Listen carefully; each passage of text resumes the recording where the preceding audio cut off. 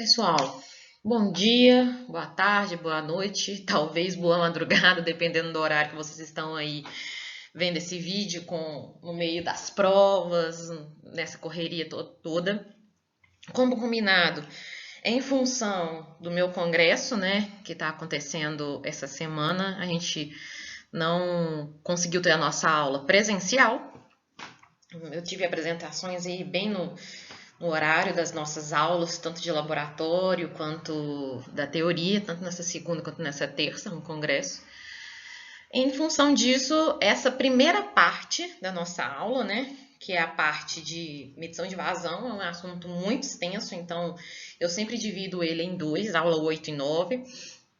Então, essa primeira parte da nossa aula será online, né, virtual, e a nossa segunda parte, aí sim, a gente verá em sala de aula. Pessoal, eu não vou cortar o vídeo, fazer vários vídeos sobre o assunto, mas eu recomendo que vocês, né, vocês sabem quanto que é extenuante ficar assistindo 1 hora de vídeo, 1 hora e meia de vídeo, ainda mais de assunto teórico.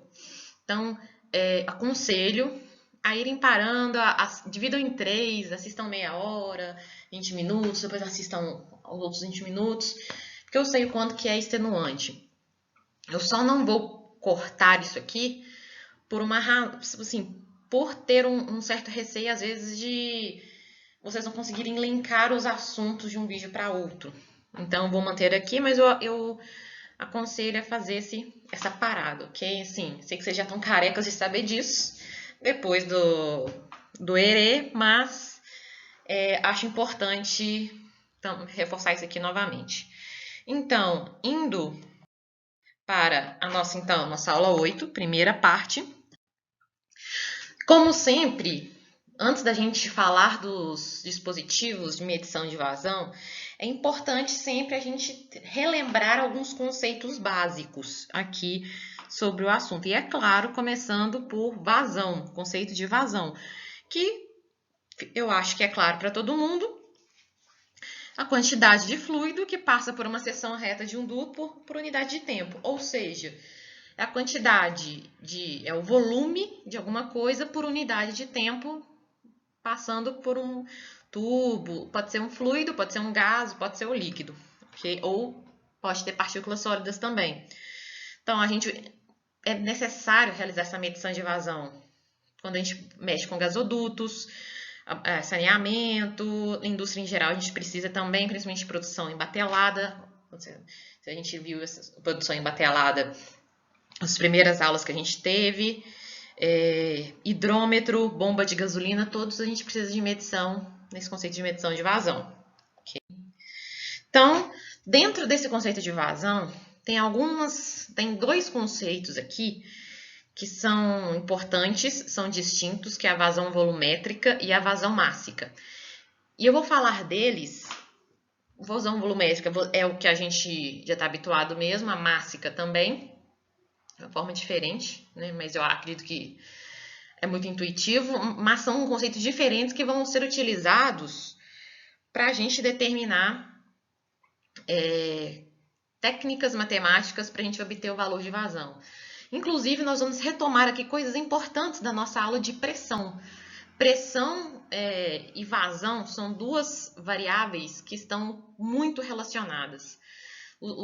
A gente trabalha com conceitos de pressão, principalmente pressão diferencial, pressão dinâmica, pressão cinética, estática, pressão total, para realizar a medição de vazão. Mas isso aqui eu já estou dando spoiler aqui para vocês a respeito da aula. Mas só para mencionar. Vazão volumétrica é a taxa de transferência de fluido, ou seja, volume no tempo, que é o que a gente está habituado mesmo, como eu falei para vocês. Quantidade, um determinado volume que passa numa seção por uma determinada variável de tempo. Então, volume é o que a gente conhece mesmo. Então, até aqui, tranquilo. Então, nós temos um determinado volume passando por uma determinada região por unidade de tempo. Como que a gente relaciona? O importante aqui, gente, a gente sempre vai tentar relacionar, sempre vai estar tentando chegar na velocidade do fluido, de um determinado fluido, gás, líquido, porque a partir dessa velocidade a gente consegue relacionar com vazão, né? Então, aqui importante, qual que é o conceito de velocidade? É determinado quanto que se gasta por unidade de tempo para percorrer uma determinada distância, ok? Então, é que é a velocidade do fluido. E como que ela vai estar relacionada com a vazão do nosso fluido? Nós vamos ver isso, inclusive, no próximo slide. Fazendo uma primeira relação aqui também que é importante. O que é volume? Vai ser a área da minha seção tubular versus essa distância percorrida aí pelo fluido numa determinada quantidade de tempo, como colocado aqui. Então, a gente vai relacionar agora essas duas variáveis aqui, ok? Então, substituindo aqui o tempo e o volume na primeira equação, a gente consegue relacionar exatamente vazão e velocidade. Essa relação aqui, nós vamos utilizar bastante ao longo aqui da nossa aula. Ela é muito utilizada justamente para a gente calcular a vazão matematicamente. Vocês vão ver que a gente vai estar sempre procurando encontrar meios de medir a velocidade do fluido para a gente chegar na vazão. Porque se a gente tiver a velocidade, a gente tem a vazão. A seção reta da tubulação a gente sempre vai ter, é algo que a gente já tem. Então, achando-se a velocidade, a gente acha a vazão. Ok? Vou apagar isso aqui. Conceito importante também, vazão mássica. Simplesmente é o mesmo conceito de vazão volumétrica, só que agora a gente relaciona com massa. Então, uma quantidade de massa passando por um determinado ponto da minha tubulação por unidade de tempo decorrido. Então, quilograma por hora, gramas por segundo, normalmente quilograma por hora, ok? É dado por W aqui pra gente. Então, relembrando, um conceito que também vai ser importante que a gente deve ver, que é de densidade, massa específica, que é massa sobre volume. Então, lembrando-se da definição de vazão volumétrica e substituindo essa equação aqui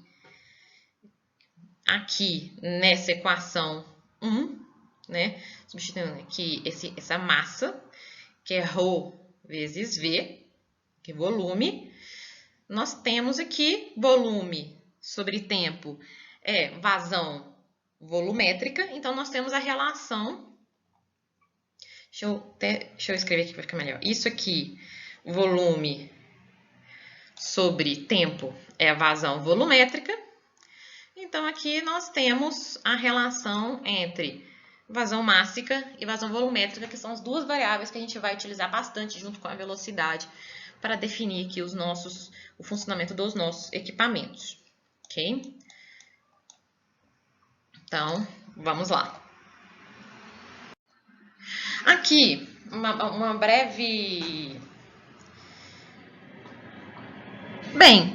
apresentação dos principais dispositivos que nós temos para medição de vazão, relacionando sempre com o que a gente vai tentar medir e o que a gente vai obter, ok? Então, a gente vai trabalhar muito, vocês estão vendo aqui que a gente tem, por exemplo, alguns dispositivos que nós conseguimos obter a medição de vazão através da pressão diferencial. Então, a gente mede a pressão diferencial, a diferença entre dois pontos, e a gente consegue relacionar com a vazão.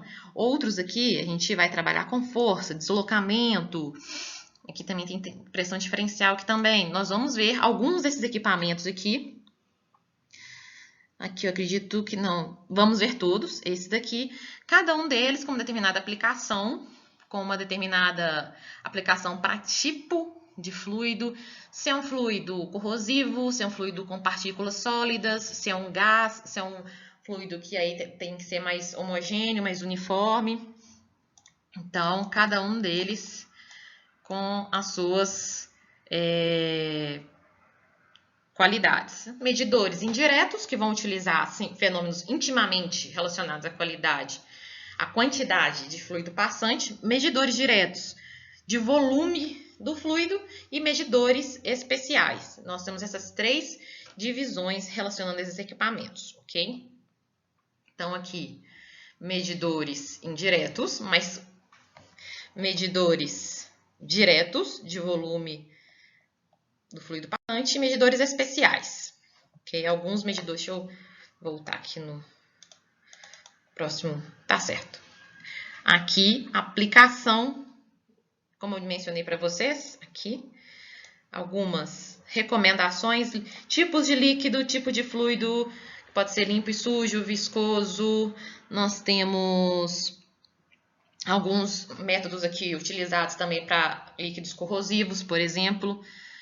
Perda de pressão, o quanto que esse dispositivo vai afetar a pressão, a perda de carga, né, na minha tubulação, quanto que ela vai causar de interferência, o erro máximo e o custo. Então, vocês podem ver que esses aqui, principalmente, ó, esses aqui são medidores especiais. Até aqui. Acho que o vórtice não se enquadra, ele está no meio do caminho, mas eletromagnéticos, ultrassônicos, efeito Coriolis são todos medidores especiais, então ele tem um custo muito mais alto. Eles não ocasionam nenhuma perda de pressão, no caso, eles não estão localizados, sendo um obstáculo para o fluido. Quando a gente fala sobre perda de pressão, é porque provavelmente eu estou inserindo alguma coisa nessa tubulação, um dispositivo para realizar a medição, que está interferindo justamente na pressão do meu fluido. Está sendo algum objeto que vai causar alguma interferência ali, ok? Esses aqui têm uma ótima precisão, alguns deles aqui, por exemplo, esse aqui do eletromagnético, nenhuma perda de pressão, mas tem um custo muito alto. Okay? Já, por exemplo, a placa de orifício, que a gente tem no laboratório, inclusive na planta da Yokogawa, já é um dispositivo com custo baixo, ele é o mais simples de todos, ok? Mas vamos com calma passar por alguns deles aqui durante a nossa aula, ok? Justamente aqui, fazendo essa relação para vocês, aqui os dispositivos que vão relacionar aí pressão diferencial e medidores lineares e alguns conceitos também aqui de especiais. O disco de nutação, inclusive, nós vamos ver na próxima aula, é o dispositivo utilizado para medir vazão dos nossos hidrômetros. Então, vou mostrar para vocês como que é feita a medição de volumétricos, né, através deles. A gente vai compreender como é que é feito esse processo de medição. Hoje nós vamos passar principalmente falar um pouco sobre placa de orifício bocal, tubo de Venturi, tubo de Pitot e tubo anubar, rotâmetro, que é o de área variável, ultrassônico, nós vamos até aqui, o de força também, nós vamos ver aqui o de força e o ultrassônico. Os demais nós veremos na próxima aula, ok? Conceitos importantes também, sei que é óbvio pra gente que mas é bom a gente relembrar algumas coisas.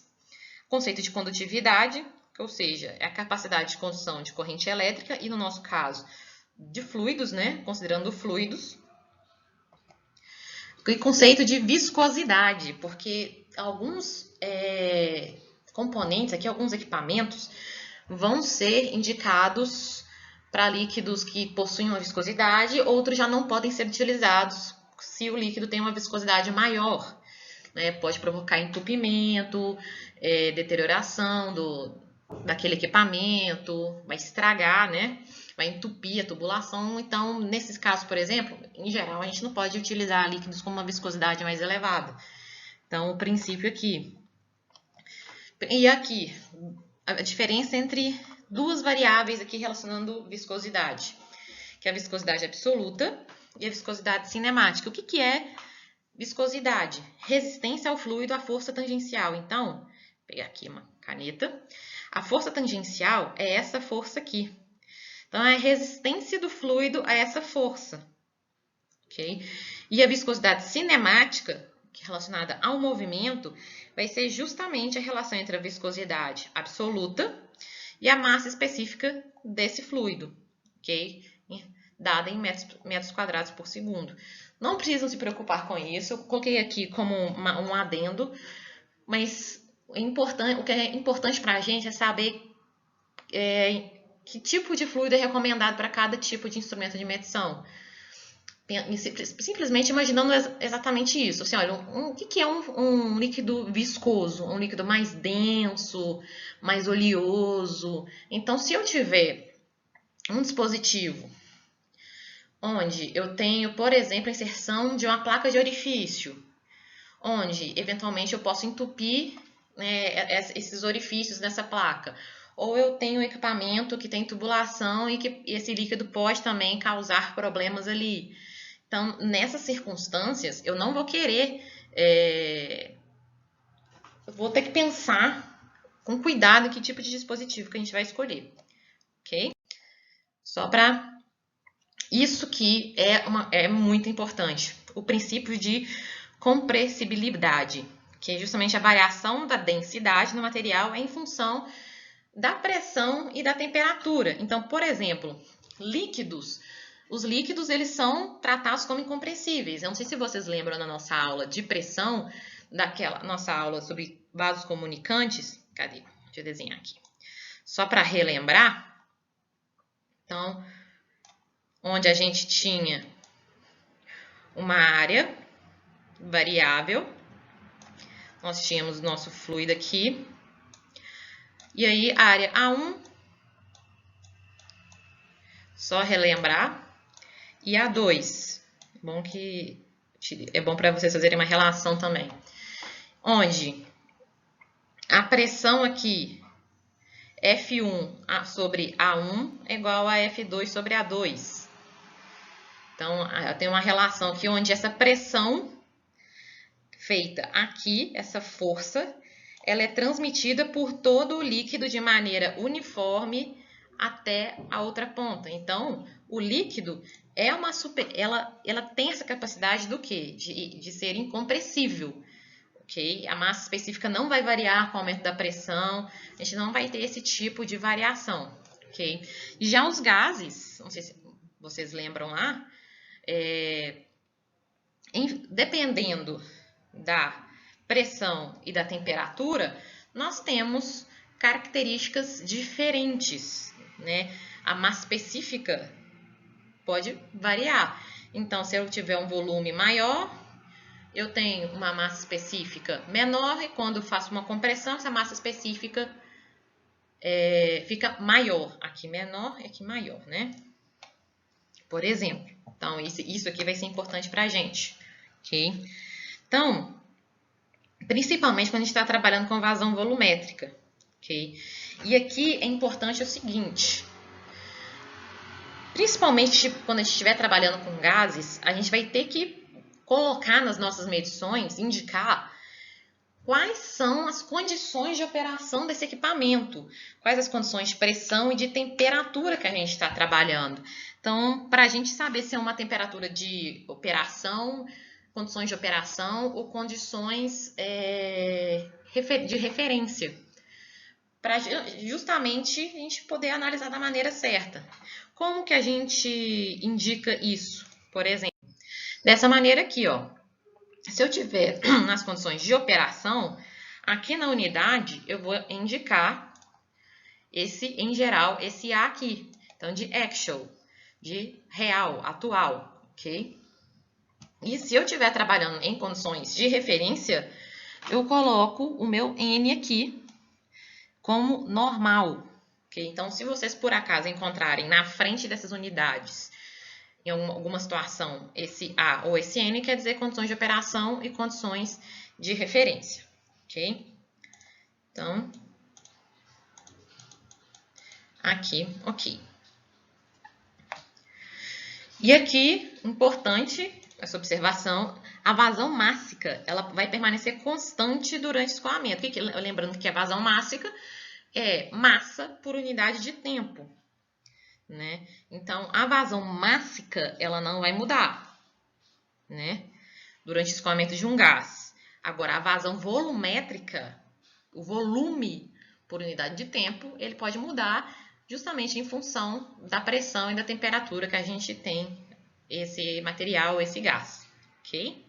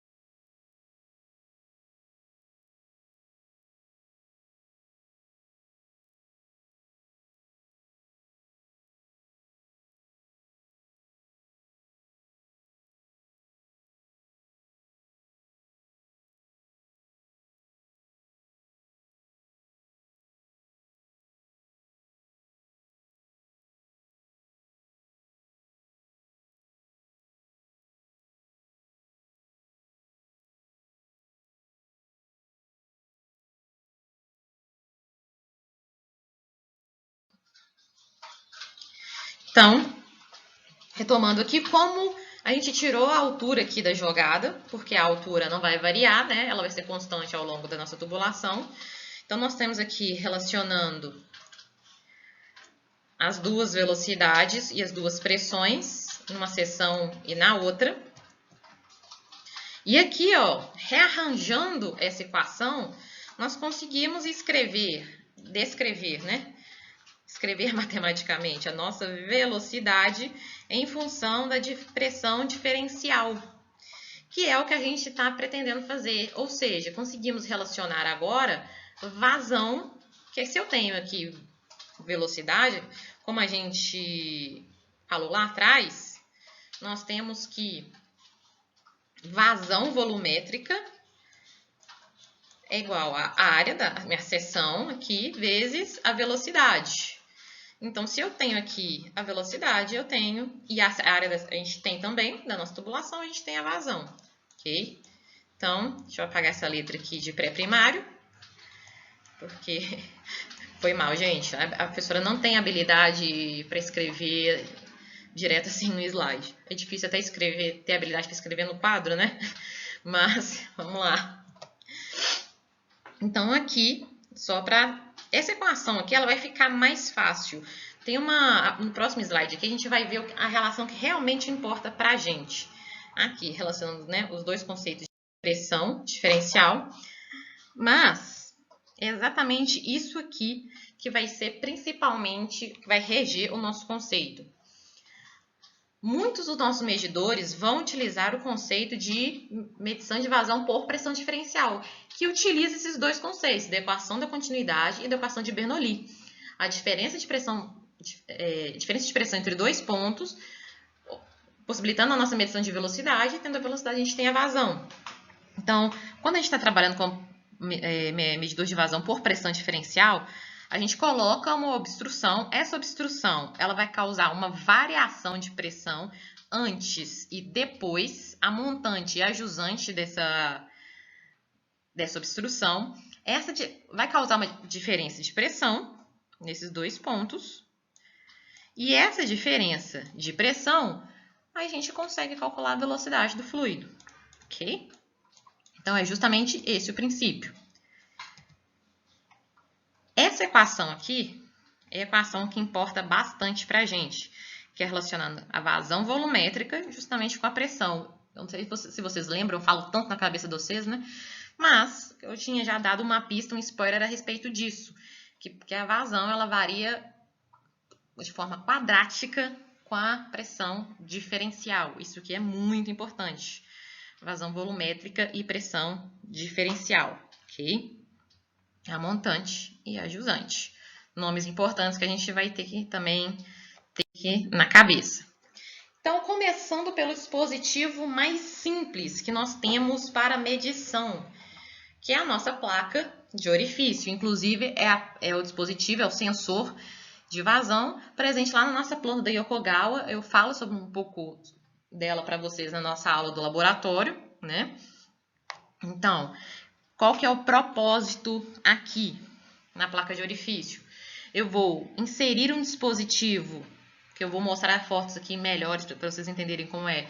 Cheio, né? Um disco chato, com diferentes formatos e com diferentes orifícios. Ele vai causar uma obstrução na passagem do meu fluido. Essa obstrução vai causar uma diferença de pressão. Com essa diferença de pressão, a gente consegue medir a velocidade, por consequentemente a vazão. Aqui eu indico para vocês a pressão diferencial. Aqui a variação dessa pressão, a gente consegue ver aqui um aumento e depois uma diminuição até estabilizar novamente. E a nossa placa colocada aqui como uma obstrução.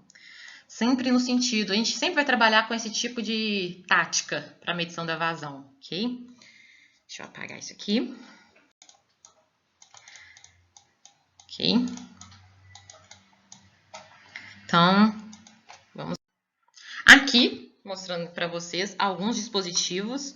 Vocês podem ver que é sempre um disco chato, mas nós temos diferentes tipos de obstáculo, né? De perfuração, ou discos perfurados, né? Então, aqui, essas placas de orifício. Inclusive, essa daqui, é uma placa que está lá no nosso laboratório, essa daqui. Nosso disco está aqui, e nós temos uma tomada de medição de pressão aqui e aqui, nesses dois pontos, antes e depois, ok? É o dispositivo mais barato e mais simples para a realização de medição de vazão, ok? Vantagens e desvantagens desse tipo de dispositivo.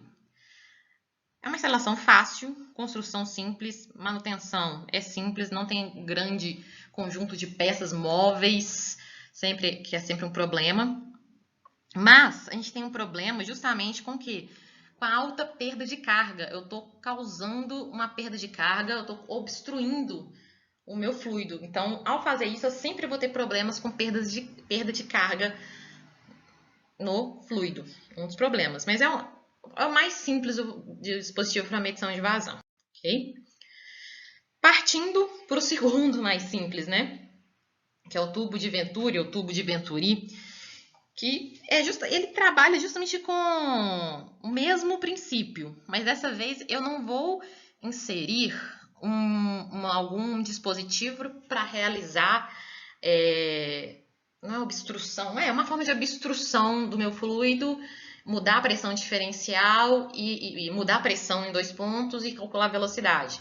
O princípio de Venturi, ele na verdade fala sobre estreitar uma tubulação.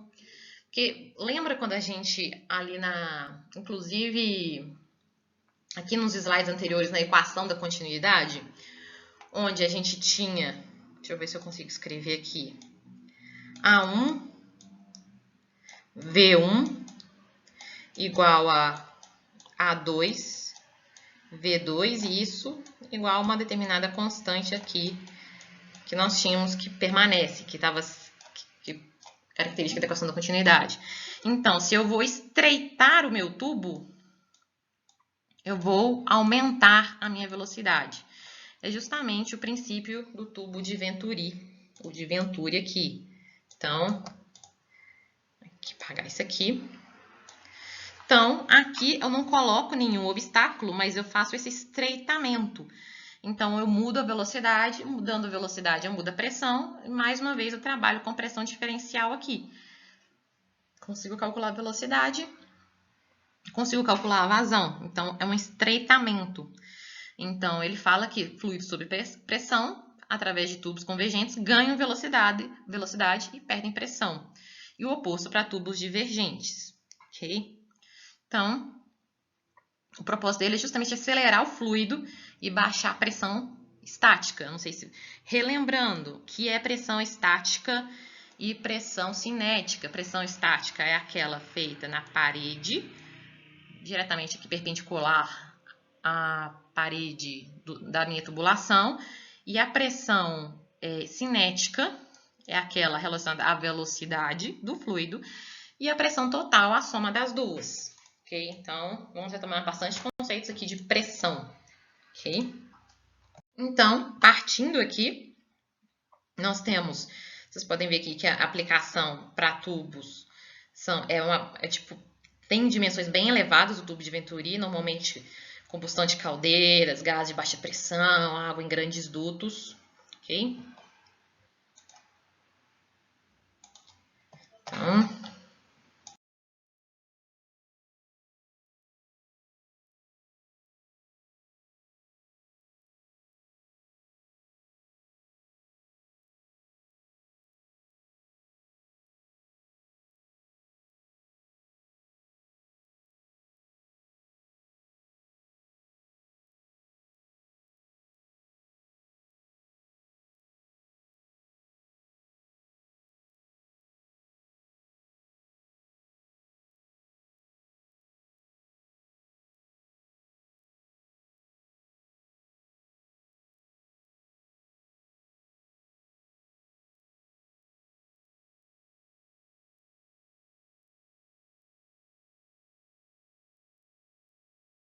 pessoal, continuando então, vamos agora para o bocal, outro medidor de vazão do tipo pressão diferencial.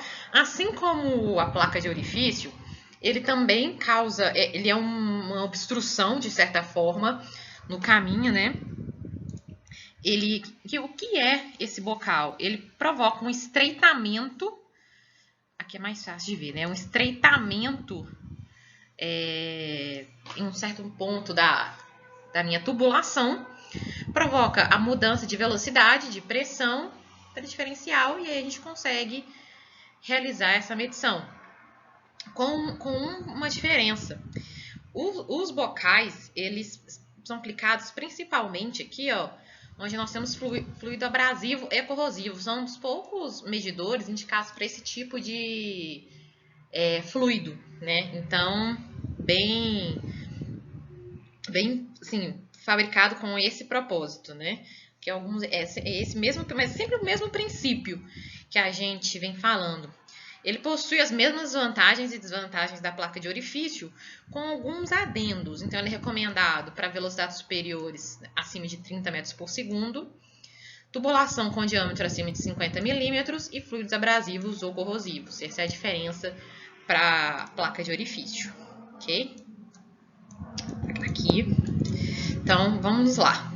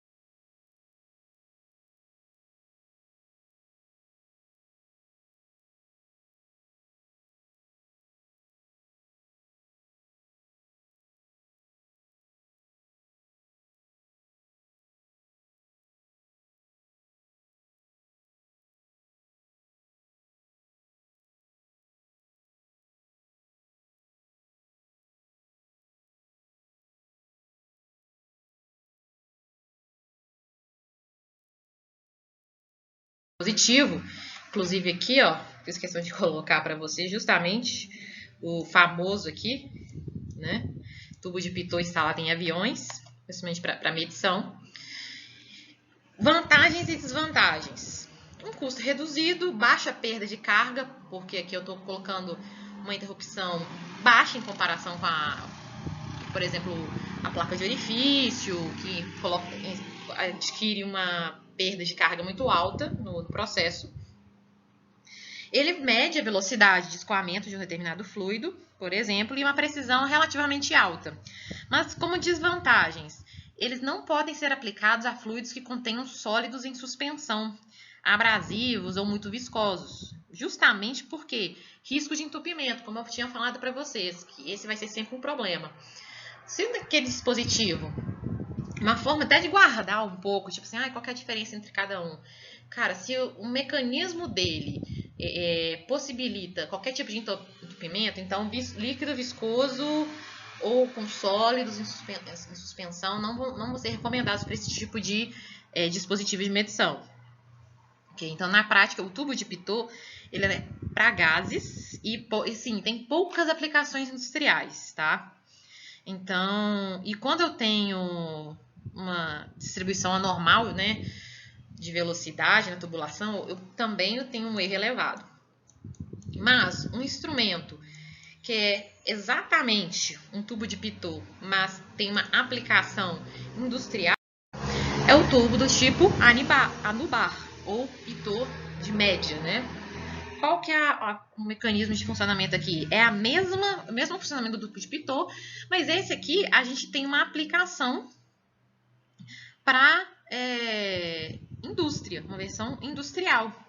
Então, vazão de líquidos, vapores e gases. Lembrando que o tubo de pitot a gente não podia ter normalmente só para gases, ok? Então aqui eu tenho uma tomada de pressão total, pressão média, e aqui a minha pressão estática.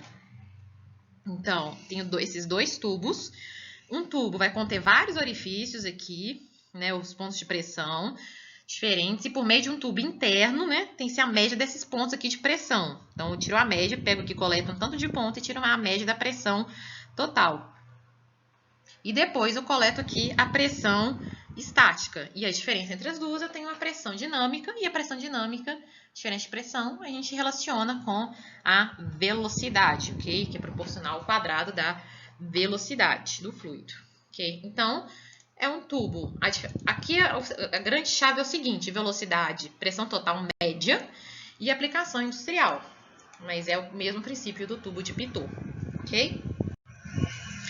Alguns exemplos aqui, né, inclusive, de medição, esse tipo de dispositivo. Não sei se dá para vocês perceberem, mas aqueles pontos de coleta da pressão média dinâmica tá aqui, nesse ponto. Vantagens e desvantagens: um custo reduzido, em termos de manutenção, baixa perda de carga. Eu consigo medir uma velocidade de escoamento razoável aí, tem uma precisão maior que o tubo de pitot, né? E são menos sensíveis às distribuições anormais de velocidade, que era um ponto, uma desvantagem lá do tubo de pitot. Mas eles não podem ser aplicados a fluidos que contenham sólidos em suspensão, abrasivos ou muito viscosos, justamente por conta do risco de entupimento, ok? Então, algumas considerações práticas aqui, justamente que a gente tem que fazer em função dessa variação quadrática da vazão com a pressão diferencial, questão da variação quadrática com a velocidade também. Então, ó, pensando aqui no nosso dispositivo, vamos imaginar aqui uma placa de orifício. Essa aqui, segundo a representação da norma ISA, é a simbologia de uma placa de orifício. Então, aqui é elemento sensor, F, flux, transmissor de vazão, indicador de vazão, ok? Então, uma placa de orifício instalada, representada dessa forma, e nós sabemos que a pressão, né, a vazão tem uma relação quadrática com a diferença de pressão ou a pressão diferencial. ok? Então, nós temos essa relação que a gente tem visto ao longo dos slides aqui.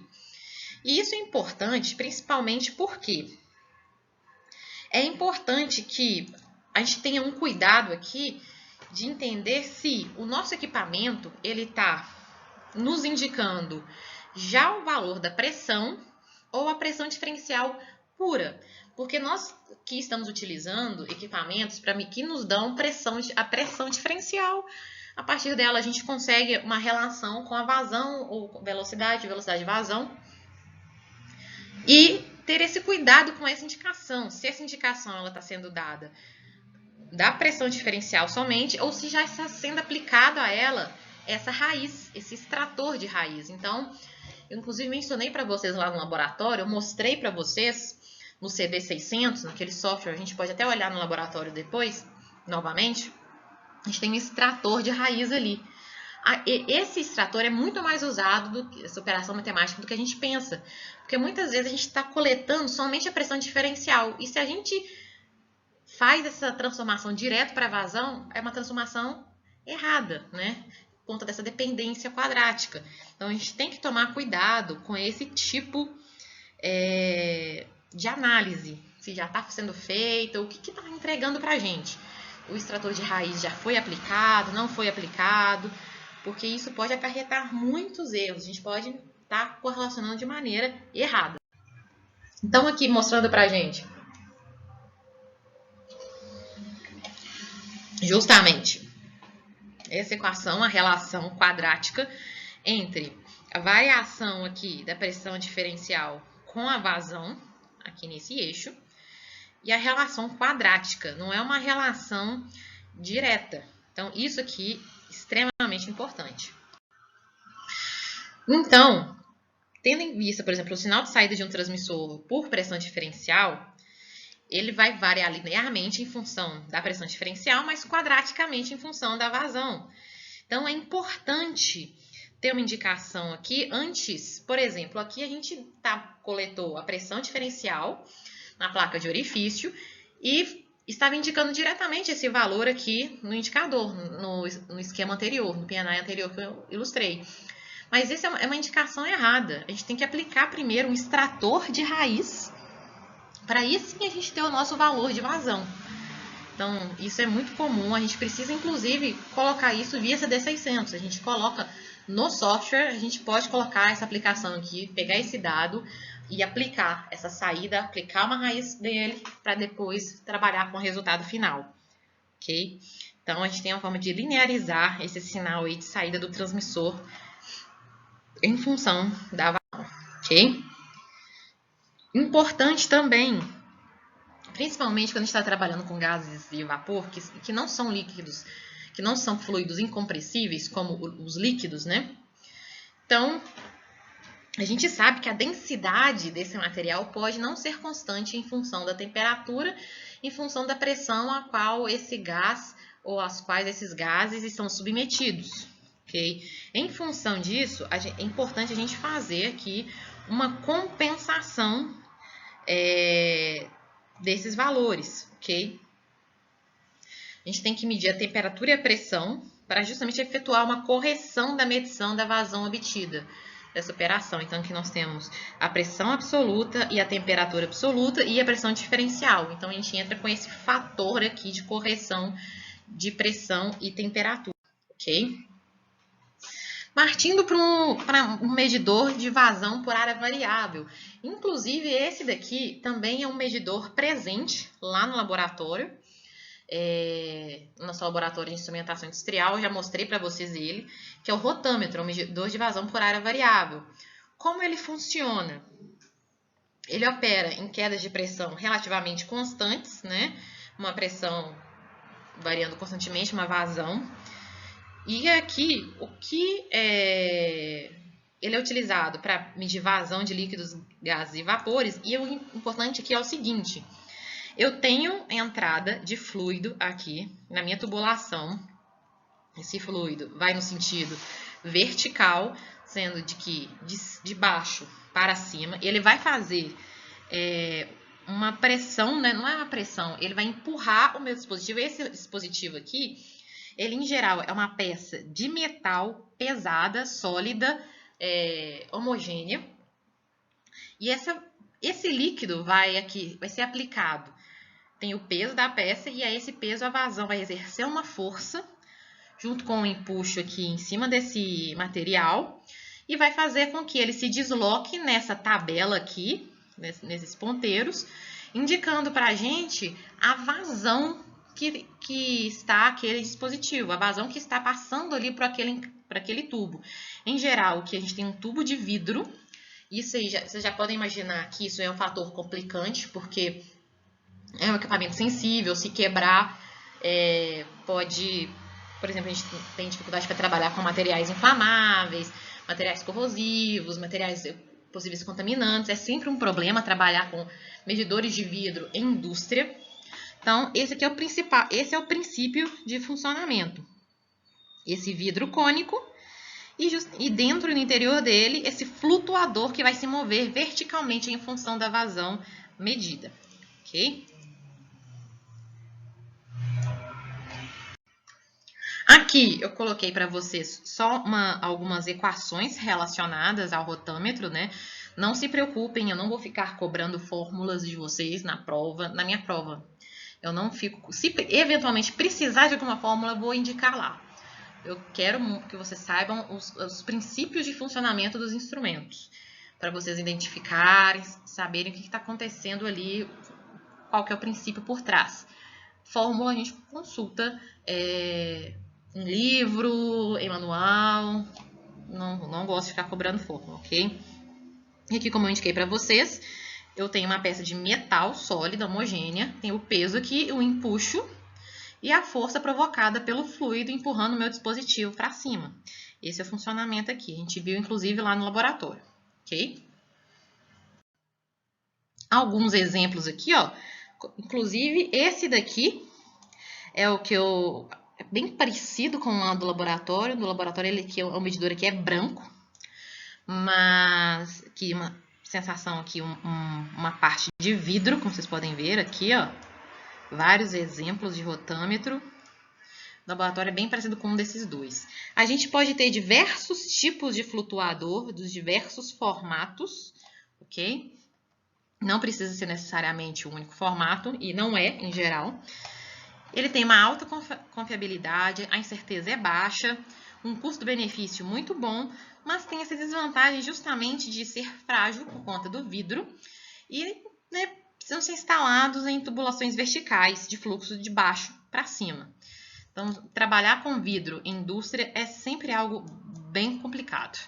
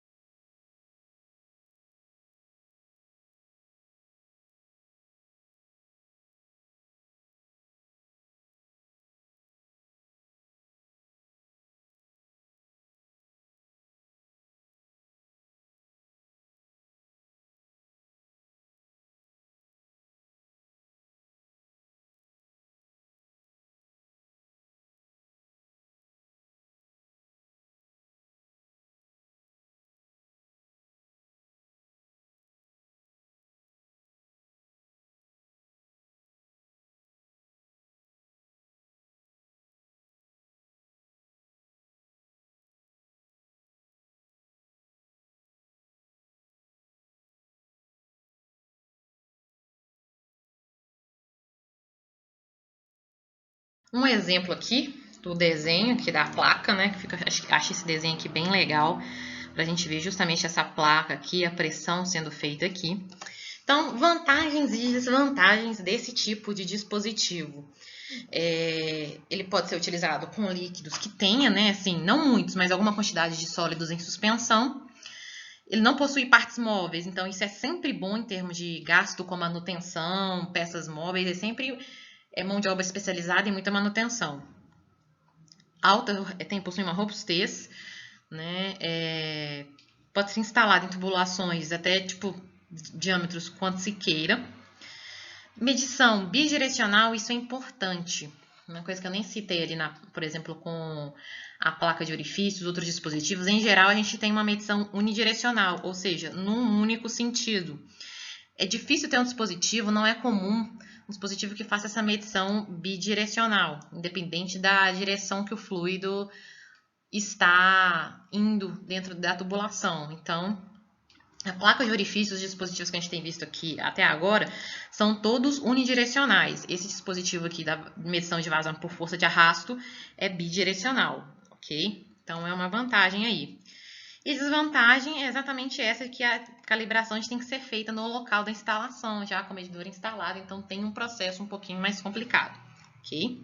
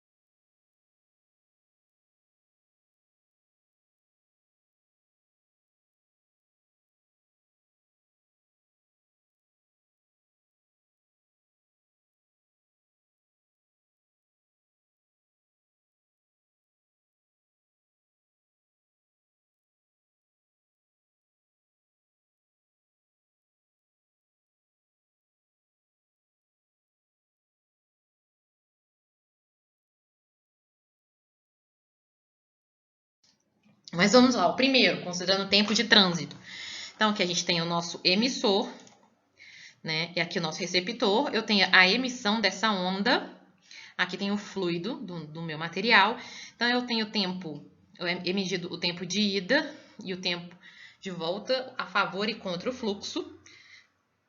A partir dessa diferença, eu consigo separar a velocidade.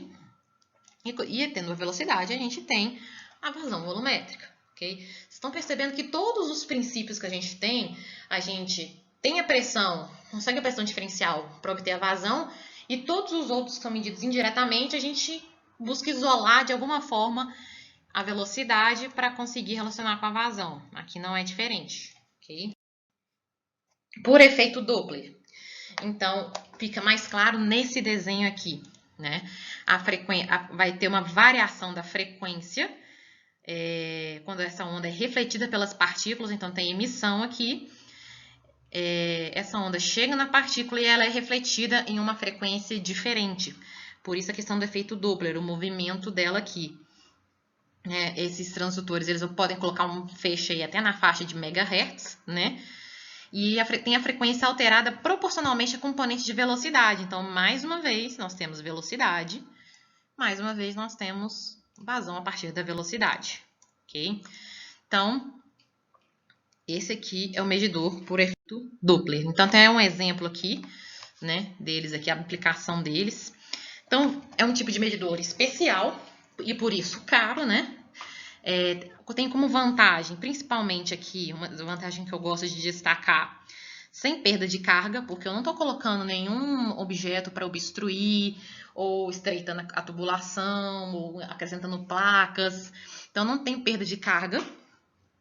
Faço instalação, essa aqui é a instalação aqui, por exemplo. Né? Não precisa estar em contato com o fluido, isso é ótimo, principalmente em termos de durabilidade do material. Mas tudo tem um preço, né? Ele tem um custo elevado, sob mede vazão em fluidos líquidos. Não pode haver vibração, como eu falei com vocês lá no laboratório industrial, é sempre muito complicado trabalhar com vibração para realizar medição de vazão. Fluidos limpos e também só podem ser utilizados em fluidos com sólidos em suspensão ou bolhas de ar. Okay? Tem essa desvantagem aqui porque a gente precisa dessa reflexão, né, desse tubo. Então, nossa aula, ela se encerra aqui, nossa primeira parte. Na próxima aula, que aí vai ser presencial, a gente termina esse conteúdo, a gente vai começar com os medidores eletromagnéticos, e aí nossa aula vai ser um pouco mais curta, vou falar um pouco menos na cabeça de vocês. Lembrando que essa matéria não cai na nossa primeira prova, eu coloquei lá as instruções direitinho, a nossa primeira prova será até pressão, então coloquei lá, fiquem atentos ao cigarro. E qualquer dúvida podem me mandar no meu e-mail. Eu tô com dificuldade de responder, mas eu tô recebendo os e-mails de vocês, ok? As coisas estão meio corridas assim, mas